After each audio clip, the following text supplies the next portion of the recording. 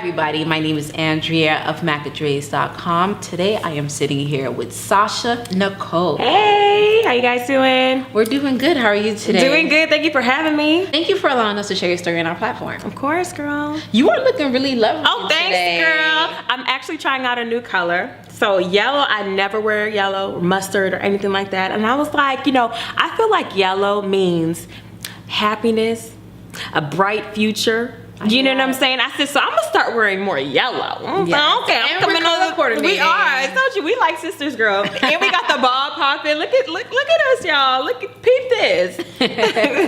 So what's going on with you? How has 2018 been treating you?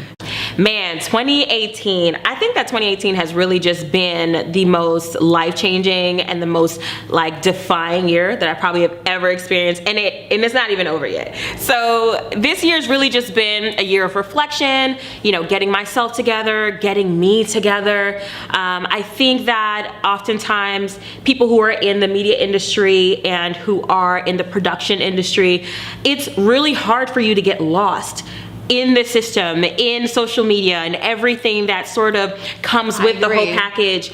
And so if you don't get yourself in order first, it's really, really, really easy for you to sort of, sink and, fall, and it'll show in your work and how you interact with people. And so I started to notice that, emotionally,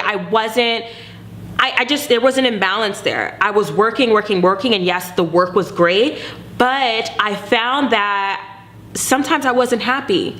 And I needed to get myself in order and, really just come into a place of finding my own for me to go on this next venture. And so it's really been a soul searching period, but it's been really great and really fulfilling. And I'm really happy I had to go through that. So I'm just curious, what sparked this revelation? Honestly, man, it was a lot of things. I think that, over time, when you start to just throw things under the rug and you're like, okay, I'm gonna deal with it later. I got this to worry about right now. That's what it became, until a point where it really everything just sort of came and exploded all at once. And I was like, wow, Sasha, you have been putting off a lot of things in your life as far as family and, personally taking care of myself, physically, emotionally, mentally, I had been just sweeping things under the rug just so that I can keep up with myself or keep up, with the lifestyle or keep up with what I was doing. And so when everything sort of came to a head and I found myself just really not in a good space, that's when I was like, you know what?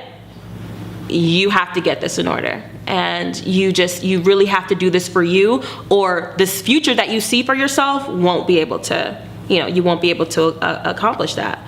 This year I took time off myself as well, just to take that step back to a revelation, just focus on exactly what is it that I want. Yeah. And what I realized is that time off, it's okay. It's okay to take time off. Perfectly fine, you guys. It's fine. Don't listen to other people oh, you're not doing enough. What are you doing? Why are you taking time off? No. If you want to succeed, you want to do good, taking that time off is very crucial. It is. I know one of the scariest things for me, especially this year, I also took a break from social media. I took a break because I also wanted to clear myself from that, mentality that I had to keep up online. And I also put myself in a state of fear, okay, if I don't post online, does that mean I'm not gonna get any clients? Does that mean that I'm not gonna, get access to certain events that I had before? I had to rid myself of thinking that way, of that mentality. And one of the things that I was fearful of was going to networking events or going to events. Because That's interesting. I think that, especially with the young creative community, especially here in Brooklyn, it's a tight knit. Yeah. We run into the same people all the time, and even if you run into a new person, you know that they're connected to somebody who you know from before. And I often got asked the question, how are you doing? Are you okay? And at the time, it was when I was going through all of these sort of emotions of not taking care of myself and all this other stuff, I didn't want to lie and tell people I'm okay when I wasn't. And so I'm actually saying, I call her my life coach because she's my therapist. She my life coach. But this is one of the things that we talked about, and she sort of, you know, acknowledged it, that I was almost avoiding certain events because I didn't want people to ask me if I was okay. I didn't want people to ask me, how are you doing? Or how's your show? That was the worst one. Yeah. How was your show? I also had to take a break from doing my show as well. Because I was like, okay, you have so many things that you need to just get a grip on mentally and physically with yourself. Like, I didn't want to continue doing the show and I was having these emotions because I'm like, there's no way that I can excel to the level that I want to if I don't take care of myself. It's true. And so this is why I say this was the most defining year for me, but why it was the most fulfilling year. I had to go through that. I had to go through this. And I definitely see the difference in just my overall, I'm so excited to get back to work, but not just because like I feel like I have to, but now it's like I'm moving at my pace, and because I want to enjoy every moment of it, and I want to be happy in what I'm doing. It's beautiful. And so taking the time off to do that, like I finally feel like now I'm ready to jump back into it, and now I'm ready to I'm about to take them. Y'all don't even know. That is beautiful. So we spoke about all this because we could go on with this for days. Yes, girl. Right here. Let us know exactly who is Sasha Nycole and what does Sasha Nycole do? Because you did mention you have a show. Yes. For those of you who don't know who Sasha Nycole is, let us know. Yes, so I'm Sasha Nycole. I am an entertainment journalist. I host an online web show called Sasha Nycole. I'm also a blogger. I have a website, sashanycole.com. I am a creative consultant. At times I could be a little publicist. Yeah, that's basically what I do. You have a lot going on. I got a lot going on, child. That's the Haitian in me. I feel like, you know, we always just gotta have a little side hustle and then a side hustle for the side hustle. So. Right? So true. So that's just, I got everything. So how do you balance it all? Now, I mean, because before it was like I spoke to you about getting everything together, having so many roles and playing so many different roles, and also having people depend on you from all different areas. It was a lot. But how do I balance it all? I think they all, in a way, sort of intertwine. With my show, I started it maybe about 4 years ago. And it really was after my experience in the radio industry. I saw that there wasn't necessarily an opportunity for up-and-coming talent to promote their music. And so I wanted to give that platform. When you say radio industry, what radio were you working? I was interning at Power 105. Okay, nice. Yes, so that's where I got my start. And, you know, I really didn't see an avenue for up-and-coming talent to promote their work. And so I wanted to do that. I loved music. I still love music. And it's just something about an unsigned artist, their hustle, their spirit, you know, without a big team, what they're able to accomplish, their drive, their unwillingness to give up. It's just something about that spirit that I could relate to. And I basically focused the show around that. And so, you know, the premise of it was really to promote up and coming talent. And so I started that. And so with the show, I also started to notice with that unsigned talent, there were a lot of areas in which they weren't properly representing themselves, or there were certain resources that they didn't have access to. And so it started off with a few artists reaching out to me like, oh, hey, like, I don't have a media kit, or I don't know how to put my bio together, you know? And so these different things, I was like, okay, they don't necessarily have the resources to. So I started extending myself. I'm a self-teacher. I graduated from the School of YouTube University, okay? So I would teach myself before I'd spend a dime on anything. I'm gonna say that's my motto. If I'm gonna at least try. And if I don't succeed, I'm gonna pay you for it. But I'm gonna at least try to do it. I hear that. literally all the skills that I've learned from Adobe, InDesign, Photoshop, Illustrator, everything I self-taught myself, and I was doing for myself. And so when these artists would reach out to me like, hey, how did you do this? Or how did you do that? Or who did this for you? I'd be like, I did it. And so like, oh, can you do it for me? And I'm like, okay. So, you know, I started providing resources to these artists, and not even as far as like, you know, websites and stuff like that, but creative direction with their brands and coming up with campaigns and strategies on how they can expand their brands. And it's been really great. So from the show, it sort of merged into this branch of creative direction or creative consulting. And so everything sort of, I feel like, is just intertwined. And with the show also, you know, I would do my media runs, and so I would hit the red carpets. So that was where the entertainment journalism came in. And so I feel like everything sort of just intertwined itself. When you say show, you literally had like a full-blown I had a set up. Yes. So how did you make that connection to actually build that? Honestly, that was such a blessing. I'm very big on connections. I'm really big on, you know, I'm naturally a person who loves to help people, but I also know in sewing into other people. I believe in that. I believe in sewing into someone, not even necessarily expecting a return, but I just know that God favors those who can sow into other people's future. And so not even knowing it at the time in high school, I had a friend, his name was Wildre, and you know, he would have little projects here and there. And so he was pursuing photography and videography at the time. We were in high school. If he had like a little posting on Facebook that he needed a model or something, I would like, you know, send someone his way like, hey, you should sign up for this and that. So not knowing, like helping him out in that way would later pay off. When I started, like I said, I started doing radio, and then I went to actually working on MTV2. So I was like, I know that I wanted to do a show. MTV2, I know that I wanted to do a show, but I didn't necessarily know how I was gonna do that, you know? And so I put the idea out there. I think it was on Facebook at the time. And he reached out and he was like, hey, Sasha, I see you doing your thing and I've been following you for a while. He said, you know, the studio that I've been working out of to do my photography and videography work, there's a set designer there. And I would love to connect you with him so that way you can get a show popping. Wow. Nice. And not knowing that me helping him out since high school, it would have turned, you know what I'm saying, to me later on. And so we met.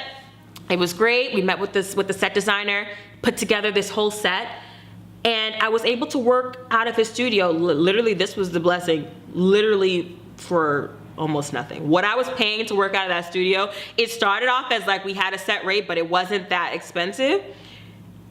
So later on, it was just like, okay, well, you just do me a favor, or bring bagels. And then like I was bringing so much traffic into that studio space and gaining so much business for them that they were just like, after a while, like, girl, just bring us some donuts and we're good. But it was like, that was the blessing. Like I did not know sewing into him would have that return for me. Beautiful. But it was amazing. It was amazing. That's amazing. Yeah. Are you guys still connected? Oh yes, now? we're still connected. Wildre is the founder of Flash One Films. They do some amazing music videos. So make sure you guys hit him up if you guys need any, you know, digital or like video content. He is definitely your guy. He's been working with some really heavy hitters in the industry right now. So as a businesswoman in this male-dominated field of production, entertainment, what have been some of the biggest struggles you have faced? I would say, I feel like in the production lane, it hasn't really been any big challenges. I would say overall, the entertainment industry as a whole, my biggest challenge has been knowing when to put myself first versus other people. That's strong. Yes, the biggest lesson, that's really what the biggest lesson has been for me. Like I said, I am a very giving person. I am a person who looks out for other people, sometimes more than I do myself. I found myself in many situations where I realized that sometimes people don't necessarily have your best interest in mind, or sometimes there may be a hidden agenda in someone else's mission or wanting to partner with you. And so you have to just look at the whole thing as a package versus just like, oh, I just want to help this person, but you don't know what helping that person might do for you if their intentions are not right. With the production end of your business, the Sasha Nycole, because everything's under Sasha Nycole. Sasha Nycole LLC. Sasha Nycole LLC. I like how y'all see your Yeah. So exactly, how are you making these connections to gain your clients? I think it comes from a number of different things. I think the most important one is going to networking events. I highly believe that 90% of this industry is actually being there and being present versus what people see on social media, because anybody can flaunt and say that they do whatever on social media and they really just sitting behind the screen not doing nothing. Like, it's so easy to just like facade and finesse your whole like it's entire so career. Crazy, though, how it is. But I think that when people actually see you for face value and you can actually see the person not on social media and connect with them just under a posting or a photo, actually shake hands with them, have a conversation with them. That's when you get to learn a little bit more about them. When you build that trust in people, they know that you're a reliable person. They know that you're someone who will follow through for them, who not only takes your career seriously, but theirs as well. I've met majority of my clients through some sort of networking event, or if I've met someone through a networking event, they would refer me to someone. But it usually always starts from face value. So do you work with a team or solely you? I do have a team. Well, Will J mostly on the side as like video production work, but for the most part, it's been me. I do the web designs, I do the press kits, if you need an introduction somewhere, I can be your little publicist, I can make the connection for you. Creative direction, I sit down with you, I go over your brand, I go over what your mission is, what campaign you're looking to put out there, and then we put a plan together. So I really am a one-woman team, but I am looking to expand. Because you started in production. I started doing radio. So did you want to be a radio host at first? I did. And you should see, I get this all from my mama. It is my mama's fault, okay? I told you, I'm Haitian. I've seen my mom growing up. She did literally every single job she could. And part of it was because of passion, but part of it was because she had 3 children that she had to raise on her own. And so she knew she had to hustle, or she don't even want to hear the or. Like, she just knew she had to hustle. So my mom, was a chef, and that was her passion. She loves to cook. But then on the side, she'll fill your taxes. And she enjoyed doing that too. She enjoyed helping people, but she enjoyed making money too. So I think I always had that in me, sort of watching my mom and also seeing how she balanced everything. I was kind of just like, wow, mama don't rest. Mama got this hustle, she got this hustle. When it's a down season, she's doing this. And so I think I always just had that in my mind, and I never really was the type to sit still. Like, I'm kind of just always doing something. So I started off doing radio at first, and that was where I thought, my passion was. Actually, before I did radio, I was in college at Rutgers University in New Brunswick, and I was studying psychology. Oh, wow. Yes, I was studying psychology because I had a natural desire to help people, right? Did you want to be a psychologist or a counselor? I did. I wanted to actually do clinical psychology. So, but here's the gag. So I'm sitting, this was probably my sophomore year. I had not done an internship yet. And so I'm sitting in our lab, had the white coat on and everything, binoculars, everything. And I'm sitting there, and I'm naturally also a chatterbox. They call me Chatty Patty.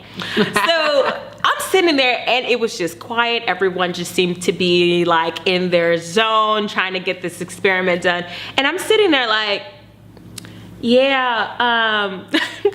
am I doing here? I'm just like, I really just wanted to talk to someone at that point in time. I knew everybody was just so serious. I'm just like, okay. So one day I was walking around campus, and I was looking for the Bible study group. So I'm walking through campus, and I see a door. So I walked in, and it had all these stickers on it and stuff, and it was kind of dark, and I hear like music playing. And so the program director comes out, and he's like, excuse me, can I help you? And I'm like, oh yeah, I'm looking for the Bible study. I'm like, I don't know if this is it though. He's just like, oh no, he said, this is the radio station, this 90.3 The Core. And so I was like, oh okay. But I was like, wow, this looks kind of interesting. And so I asked him, I was like, oh, you know, how does this work? Like, how can you like be a host on the radio? He said, oh, you know, it's fairly simple. Like, you just take a course, you know, you do training, and then you'd be a certified DJ, and then you could come on board, create your own show, or whatever. I was sold at that point. I was like, oh, you mean to tell me that I can talk and create my own show? I said, bet.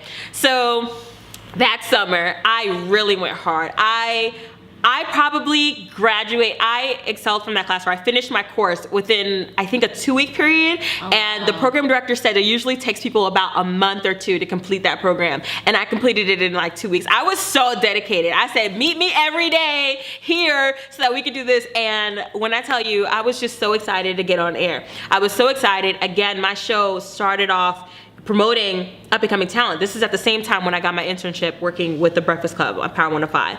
And so I was just so excited that, number one, I'm on the radio, and then I can also take my air checks to, you know, these hosts who have become like influences to me, and they could give me constructive criticism on how I'm doing. And so that's where that started off. So I thought that initially I was going to be a host, and I'm not throwing radio out of my equation just yet.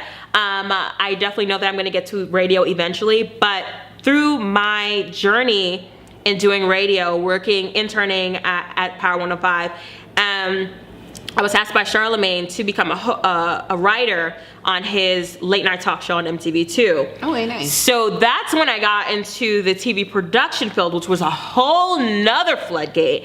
And so at that time I was like, wow, okay, I got radio, but now I just found this hidden gem that I have, which is writing and creating content.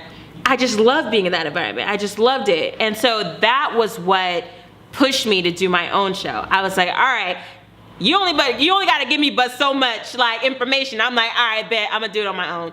How would you say you have grown? Man, I think I've grown so much. Like I said, just finding out all of these abilities that I have. And it's like, you know, at first it was kind of like, Sasha, you're just doing way too much. But now it's like, well, Sasha, doing too much is pretty good, because like, you can't box me in. You really can't. And I think so much. I love education. I love educating myself, but I also love testing myself. I love seeing what I can do.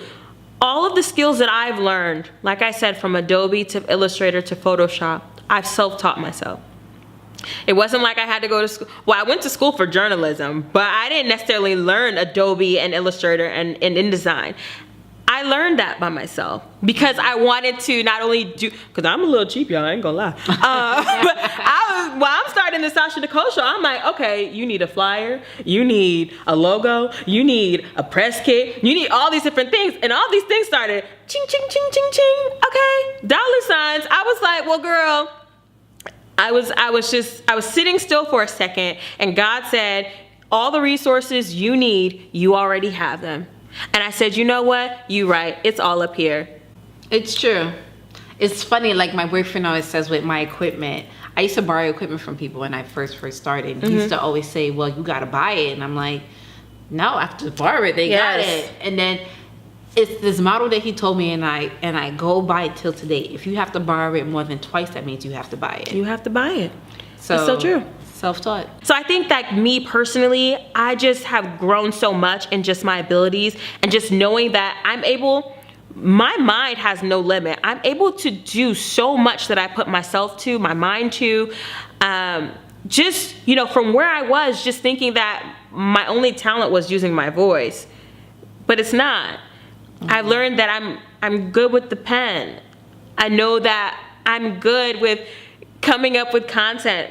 I'm good at creative direction. I'm good at actually putting like resources together for people. Like, there's so many things. I realize I have so many hidden talents. And so that's where I've grown the most. It's very beautiful that you have come to a point to accept that it's okay not to be in a box. Yeah. And I will not put myself in a box. Right. But I also feel like there is a time for everything, right? So what someone put to me not too long ago was, you have to look at your brand sort of like an app. When you see an app, it doesn't necessarily have all the bells and whistles initially. If you see where maybe Instagram was in the beginning to where it is now, we didn't have Insta Story, We didn't have, you know, like all of these upgrades. Right. You have to look at your brand like you're gonna upgrade. And so you start from somewhere. You start from the core. You start from where your heart is. You start from where you know your strength is. And then once you start to build, you can start to pile things on when it makes sense. Wow. Not trying to necessarily do everything at once. If Instagram had just put out all of these different features all at once, people might be overwhelmed. They might be overwhelmed and not know, okay, oh my God, this is too much for me. I can't take this anymore, you know? But what do? They gradually feed it to you. Let's get comfortable with this setting first. Mm-hmm. Oh, now that you're comfortable, you like this? I see what you like, you know? I also they also pay attention to your response. Right, of course. Okay, now they want to add Insta story. Remember, now we can 15-second video, now it's 15 1 minute. seconds. Now it's, oh, okay, you guys want more time? Now I'm gonna feed it to you. Mm-hmm. Here you go. And so you have to look at your brand as if it's like an app. You gradually move and you gradually aim to progress and grow and build and add new features to for yourself. But you have to start somewhere. You have to start with the core. And don't necessarily be in a rush just to add that feature. It's gonna come eventually, but at the right time. So, Miss Sasha Nycole. First of all, I want to thank you for having me. I know you're just like, I shouldn't be thanking you, but I should, because you opened up your platform for me to come on, and this is actually the first interview since my self-healing that I've done, and I'm happy that I was with you, because I feel like the way we met, and we said it even at the table, it felt so organic. Yeah. It felt so real. I knew you forever. And I found out you was my Haitian sister. I know, I was like, wow. They're blood. But it just felt so organic. It felt so true. And I was just like, wow, like I would be more than happy to actually sit down and speak with you. And thank you. You know, so I'm just really happy that you opened up, you know, this time for me to come and just to share on your platform. Thank you for even agreeing to give me your time. It's okay, girl. I wasn't doing nothing. Anyways, my name is Andrea of Makadrez.com. I just sat with Miss Sasha Nycole. Definitely check out every Tuesday. We have new episodes and more dope interviews with individuals like Miss Sasha. See you soon. Bye.